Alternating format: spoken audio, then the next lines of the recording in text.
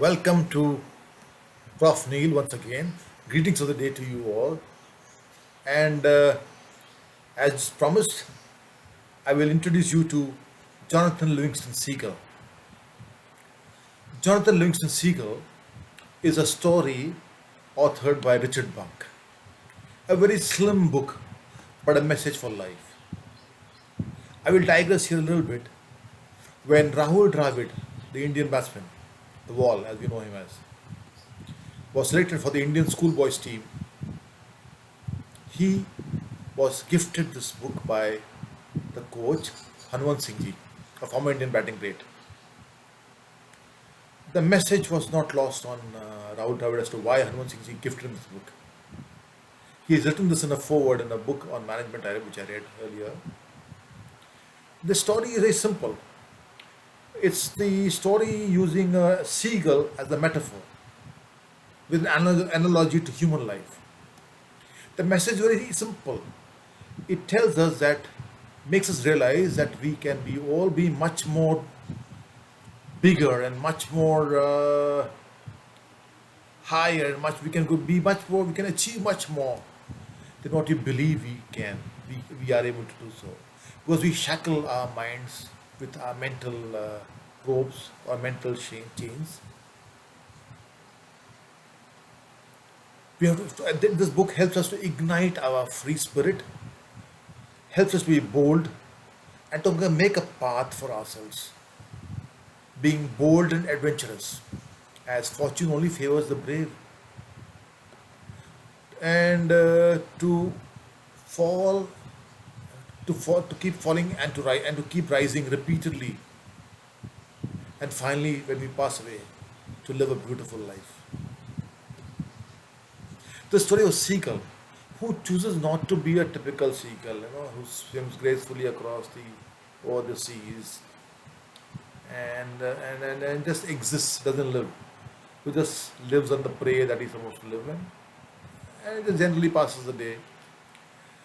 Jonathan Livingston Seagull, on the other hand, realizes that his wings, and he's blessed to have wings, and wings are meant to fly, not just to catch fish and prey. So he does the unthinkable. He suddenly one day takes off vertically, like a fighter pilot, banks left, banks right, goes into a top spin, flips over, does all the acrobatics that a fighter pilot you've seen doing it. And he's enjoying himself. But he's the only one, and the first one. The elders of the community, the seagull community, they frown on him. There are a lot of scowls, and he's ostracized. But his repeated doing this again and again, he gets some followers who choose to go with him, and soon he becomes their leading light. That's the story of Jonathan Livingston Seagull in one little paragraph. So we live a full life and not just to exist. And in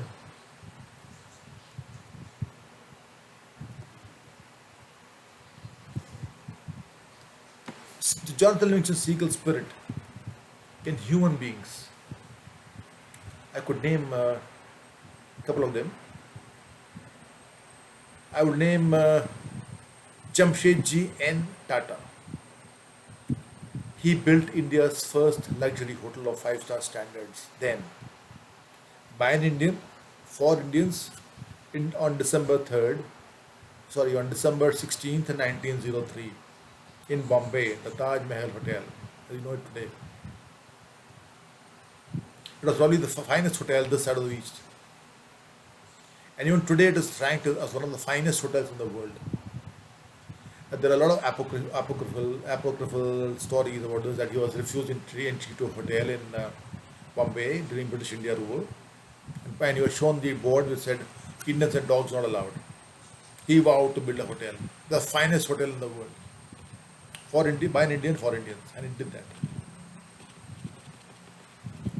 He then went on to build Tisco, India's finest and the first iron and steel plant in 1907 in Jamshedpur, formerly in Bihar, now in Jharkhand. The first steel plant built by an Indian, a private company. In his footsteps followed another Tata, J.R.D. Tata, a commercial pilot, who in 1932 flew from Karachi to Bombay with a stopover at Ahmedabad in his Pasmoth plane carrying India's first air mail. So that's the Tatas for us. We come to Steve Jobs. Steve Jobs, of course, you know all about Steve Jobs, what all he's done, his products, we all use his products. But one of the finest things they did was he eliminated the use of stylus. That stick used for some touch phones earlier. So what are the need? He's quoted as saying, what is the need for stylus when you have 10 stylus in the pockets? Our fingers. He made it friendly. Colonel Samuel and Captain Gopinath, the co-founders of India's first budget airline, Air Deccan. They braved the challenges, took on the odds to launch India's first budget airline.